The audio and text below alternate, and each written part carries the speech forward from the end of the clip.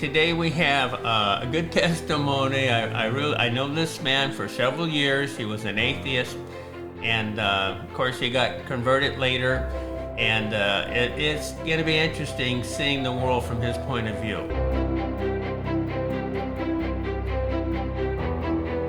Christians going for the gold. Christ said, "Herein is my Father glorified, that you bear much fruit. Some 30, some 60, some 100-fold. Some will receive wood, hay, stubble, but some gold, silver, and precious stone." Going for the gold. Okay, Jeff, would you tell us a little bit about your background and where you were brought up? You bet. I'd love to, Brother Gary. So I live in Snohomish, Washington. Been in this area between Kenmore and North Seattle and Snohomish pretty much my whole life, except for the time that I was in the military. So tell us what you did when you were in the U.S. Navy there. I was in the United States Navy from 96 to 2001. And you were on aircraft carriers, and can you tell us a little bit about your job and what it was? Yeah, that's correct. I got to serve on board the flight deck of the aircraft carrier, and yeah, it was quite an experience. And where were you stationed at? I mean, your aircraft carrier. Did you were seeing any active duty there? Yeah, so our job was actually to serve between the two Gulf Wars. And so we maintained the no-fly zone over Iraq. We deployed for 6 months, and during that time, the majority of my time, I worked nights. They say it's the most dangerous work environment in the world. So, except I get to do it at night. And so it was quite an eye-opening experience. Yes, I've heard it's one of the most dangerous jobs you can have. That's right. Yeah, my job was to make sure that the jet was ready to go as far as my workshop. All the components were good. And so you see the people in the movies giving the thumbs up. That's what I did. I'd give the thumbs up to the air control, and they'd launch the aircraft with us right next to it. And you were really into this bike thing. So tell us a little bit about, what that all involved and how much effort you put into it. So in the beginning, you put in as much time as you want, but my plan was to get really good at this thing. And so when the hours started hitting about 20 per week in order to remain competitive, I just realized that there's not a lot of, you can't support a family by being a professional cyclist very easily. And 20 hours a week, that's 20 hours I should be putting in some other things. And so I stepped back from cycling at that point. Now, Jeff, tell us about any spiritual background you have there, or your upbringing, and what led you to become an atheist. Growing up, my family didn't have a church experience. What very little contact we had with going to church was wasn't very comfortable, and so I chose pretty early on that there was no God. I was convinced that the things that I was hearing and learning that I should pay attention to, and the teaching that's out there tends to lead people into sort of a lack of faith. And so I had decided that I was going to be an atheist. And not just an atheist, I was going to be an argumentative atheist. And so I was looking for opportunity to talk to Christians and explain to them why they're wrong. And I look back on that now, and it honestly, it's a difficult story to tell. But that was my family setting. That's what I believed. And honestly, I used that mostly as a shield to protect me from difficult conversations with people who I thought maybe I could scare them away by claiming atheism.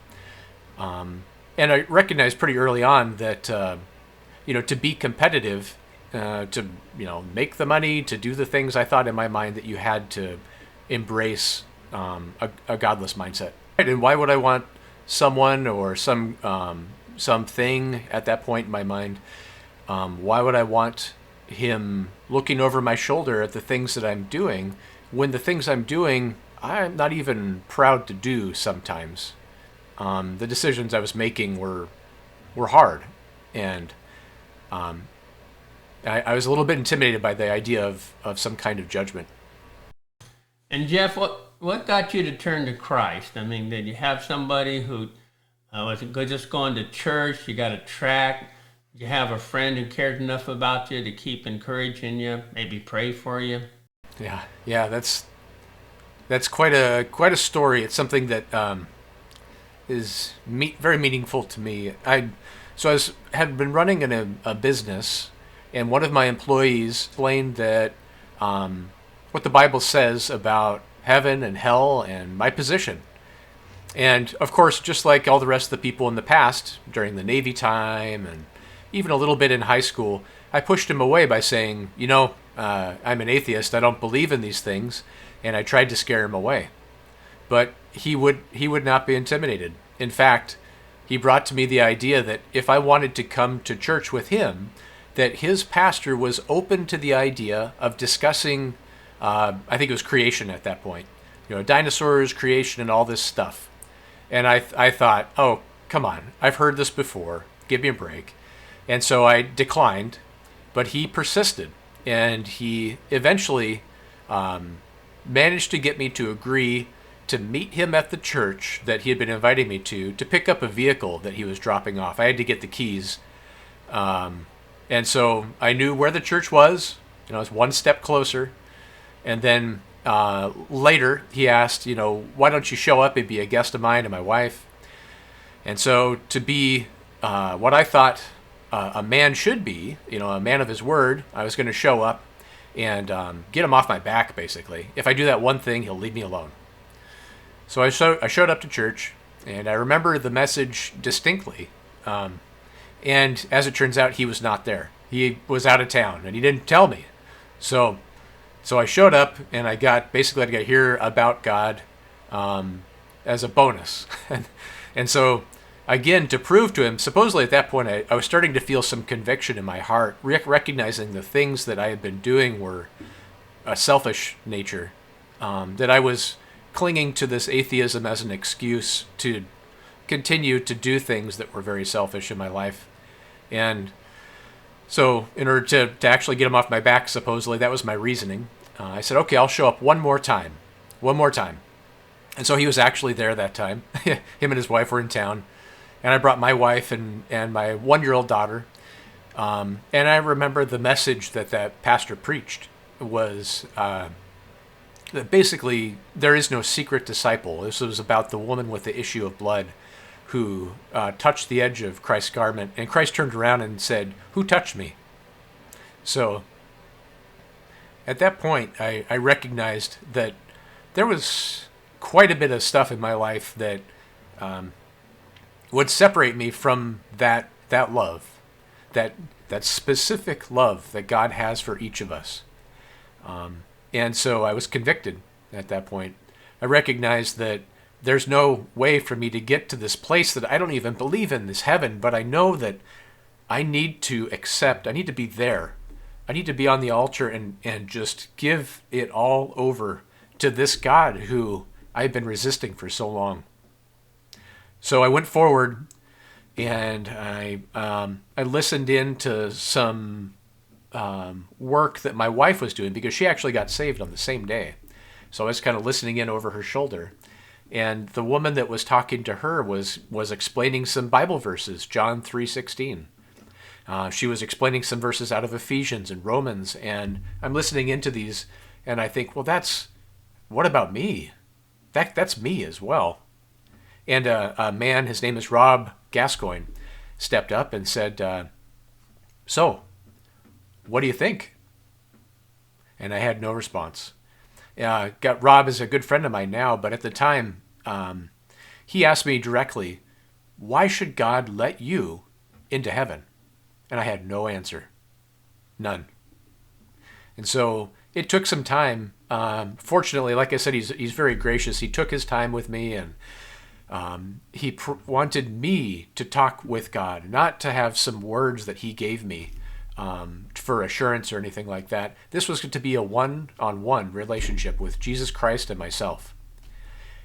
And so at that point, I prayed to God to save me from my life, from the sin that I had been involved in my life, and to come into my heart and make me a new creature, Brother Gary. It was amazing.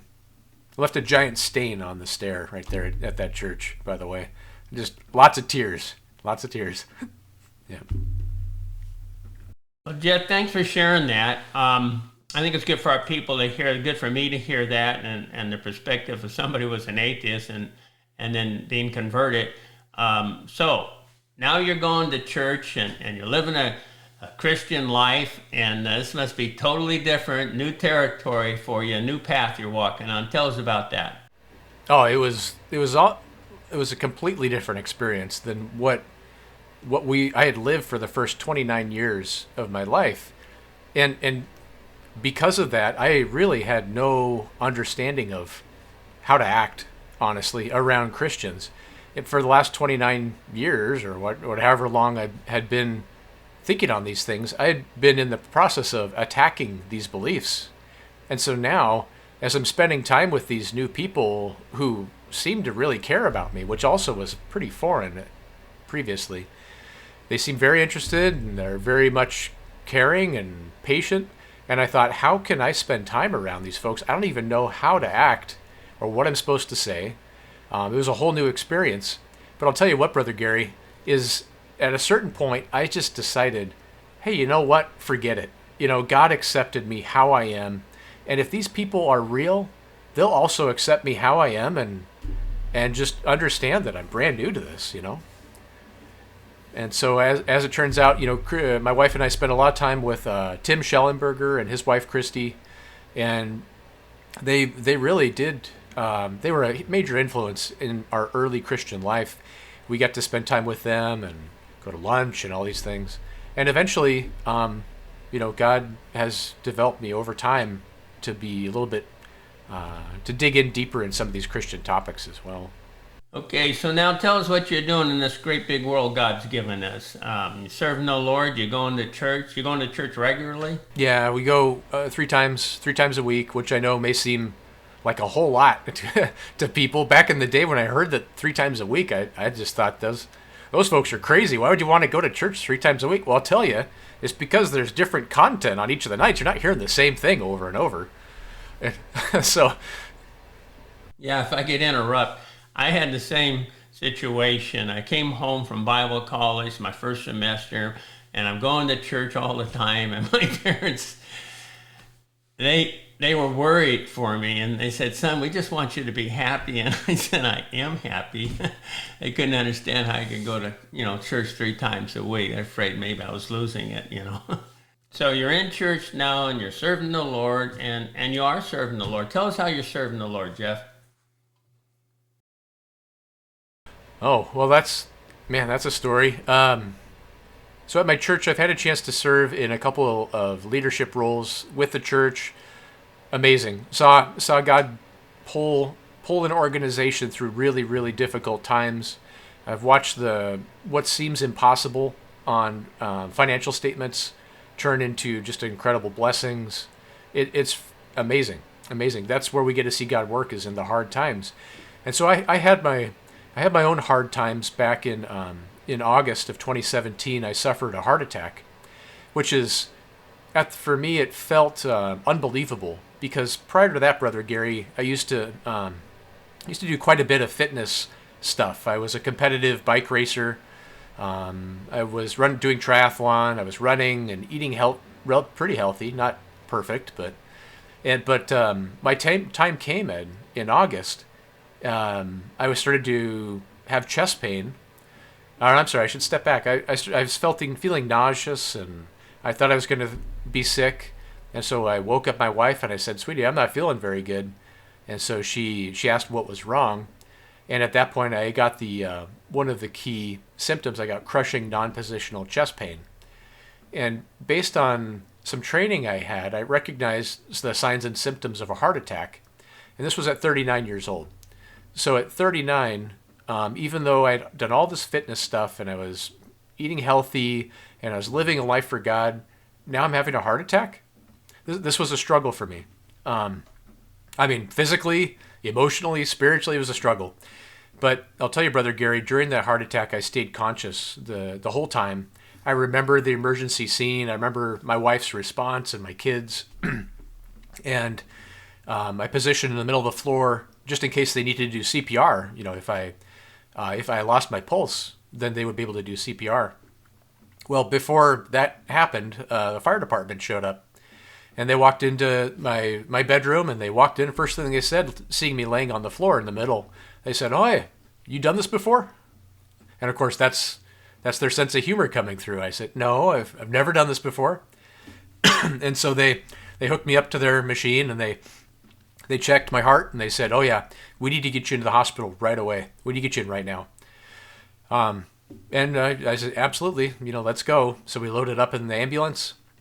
I remember rolling to the hospital, and they gave me a medicine that actually stopped my heart. It stopped the beating of my heart for about, I think it's like 7 seconds.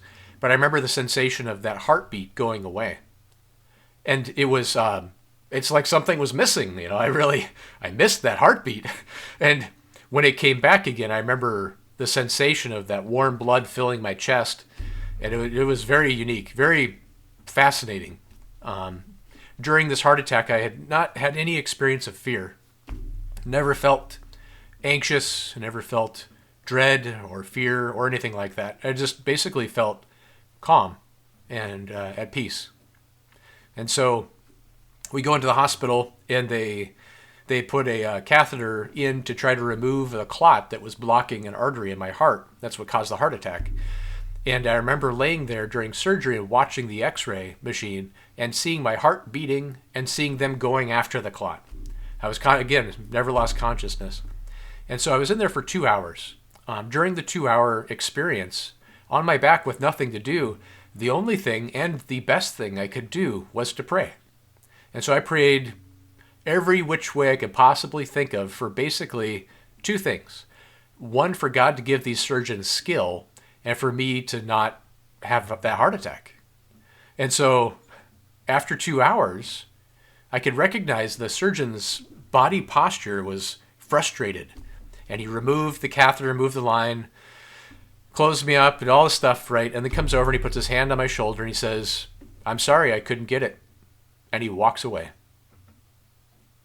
And so at that point, Gary, I didn't have any information. I had no idea what would happen next. Would the surgeon open my chest up, crack me open, and go after that clot for some kind of open heart surgery? Would he install a stent? Would I suffer a partial heart failure and live with a disability for the rest of my life? Or I don't know. I could die. I really have no information at all at that point in the emergency room or in the operating room. And I could hear God asking me to choose. I choose. There's really only 2 choices. One is to reject my faith and accuse him of being unfair because of all these things in my life I'd done. I had been in a leadership role in the church. I had served in all these ways. I had given my life to God, all these things. And I would accuse him and say, "How can you let this happen?" Or I can trust him. And if I'm going to trust God, I have to trust him with everything in my life. My family, my finances, my occupation, my interests in life, and even my life itself. I have to trust him. And so if I'm going to trust him, I have to thank him for these things in my life. And so I'm resisting this. I don't want to thank him. I know he's asking me to, my path is to thank him even for this heart attack, but how can I do that? And so what came to me ultimately is, how can I not do that? The Bible tells us to rejoice in all things, in all things. And so I have to be prepared to rejoice in hard times, not just good. And so I went through and I thank God for my family. I thank God for the fire department. And ultimately, I was able to thank God even for that heart attack. And at that point, I had peace. I was able to roll into ICU. And just to give you the rest of the story, I'll tell you really briefly. The surgeon came in a couple days later with actual information now. And he said, "Okay, Jeff, hey, take a look. Here's what happened. You got this clot in your heart, and it went down, and it killed the tissue that was not able to receive oxygen from the blood that it needs. But the rest of your heart was being fed by all the rest of the vasculature, or the veins and the arteries and that kind of stuff that you grew during your extreme fitness endeavors. And so you have circulation to your heart. take your medication for the rest of your life, keep doing your crazy fitness events, and go live your life. I could not believe it, because God had actually answered my prayer, but it was not the prayer I was asking for. And so I was floored. I was floored at that point, Brother Gary. I stepped back and I said, God, you got my attention. What do you want from me now? and I'm grateful to give it to him. So anyways, that was the heart attack experience. It was very pivotal in my life, but it led to some other things which I'd love to share with you too. Okay, well, Jeff, why don't you tell us a little bit about what you've gotten involved in, and I believe it's a great outreach you have for the Lord now. So the chaplaincy, it actually came after the heart attack. About 3 months later, I reached out to my local fire department because those folks came in and they lifted me up off the ground, took me in. I get their sense of humor. In fact, I appreciate it. It's part of my life as well. And especially that esprit de corps, the group experience of striving together, was a very big thing for me in the military. And to see that in the fire department, it's alive and well.